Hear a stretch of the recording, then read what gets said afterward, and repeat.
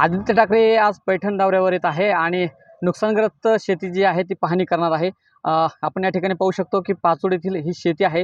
या ठिकाणी आदित्य ठाकरे जे आहे ते पाहणी करणार आहेत आणि शेतकऱ्याशी संवाद देखील साधणार आहेत। आपण जर पाहिलं तर गेल्या 2-3 दिवसापासून होत असलेल्या जोरदार पावसामुळे जे आहे शेती पिकाचं मोठं नुकसान झाल्याचं आपल्याला पाहायला मिळते आणि याच पार्श्वभूमीवर आदित्य ठाकरे हे पैठण दौऱ्यावर येत असून ते शेती पिकाची पाहणी करणार असून शेतकऱ्यांशी संवाद साधणार आहेत। ज्या शेतात पाहणी केली जाणार आहे, ज्या शेतकऱ्यांशी संवाद साधण्यात येणार आहे ते शेतकरी आपल्या सोबत आहेत। आपण त्यांची प्रतिक्रिया जाणूया। बाबा, काय ना तुमचं? माणिक विठोबा शेळके. किती एकदा क्षेत्र आहे? 3.25 एकर आहे साहेब. पावसामुळे काय नुकसान झालं? पावसामुळे हे काय सारं दिसतं ना साहेब, इथं सारा पाऊसच पाऊस होता. त्या तिथं काय आहे, पुलातून पाणीच निघत नाही. पूल कच्चा करेल, पुलातून पाणी निघत नाही म्हणून मला ही दरवर्षी अशीच हे होते परेशानी. आता मी आपला गरीब शेतकरी सहन करतो, मी कोणाला तक्रार मांडू? हो, तर तो माझा जर पूल दुरुस्त करून द्याला, ते आंबड फाट्यावर तुम्ही प्रत्यक्षात पहा. त्या आंबड फाट्यावर जी आहे तिथं नाल्याच नाही आहेत, साऱ्या बुजून गेलेल्या आहेत. इथून तिथून मग हा पाणी जे येतं ते त्या पेट्रोल पंप पासून येतं. ते टोल नाका आहे, त्या टोल नाक्याच्या थोडं अलीकडून पाणी येतं. तिथं त्या लोकांना ज्यानं पूल बनवला त्यानं मोरीच काढली नाही.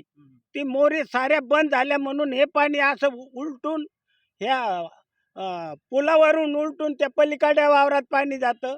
साऱ्या लोकांचं शेतकऱ्याचं नुकसान होतं. आपण जर पाहिलं तर ह्या झालेल्या पावसामुळे किती हजारांचं नुकसान झालंय आणि आतापर्यंत किती खर्च या ठिकाणी आलेला आहे? आता माझा खर्च जर सांगायला गेलो, मी काही टोटल मारली नाही साहेब.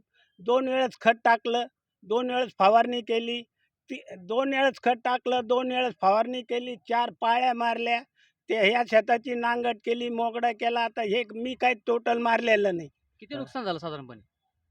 मला काय सांगता येईल साहेब उत्पन्न आता. उत्पन्न किती झालं असतं, मात्र या झालेल्या पावसामुळे किती नुकसान झालेलं आहे? कमीत कमी मला 25 क्विंटल कापूस झाला असता.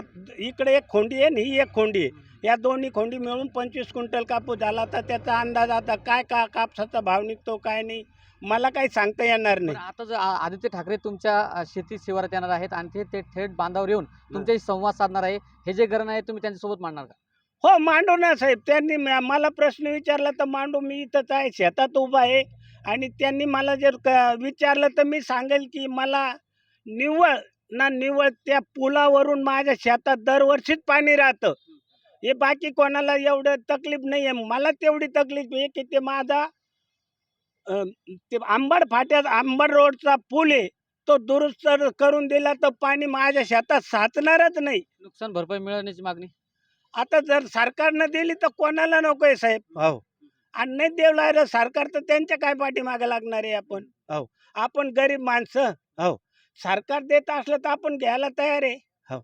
नक्कीच आपण जर पाहिलं तर ह्या आहेत शेतकऱ्यांच्या व्यथा आणि आदित्य ठाकरे आज पैठण दौऱ्यावर येत आहे। या ठिकाणी आपण पाहू शकतो की ज्या झालेल्या जोरदार पावसामुळे जे आहे ही जी कपाशी आहे ती कपाशी पूर्णपणे सडल्याचं आपल्याला पाहायला मिळते आणि या कपाशीच्या आपण आज जर पाहिलं तर मोठ्या प्रमाणावर जे आहे ते पाणी साचल्याचं आपल्याला पाहायला मिळतंय। आता काही वेळातच आदित्य ठाकरे हे या स्पॉटवर पोहोचणार आहे। लोकशाही न्यूजसाठी सुरेश आवड, पैठण।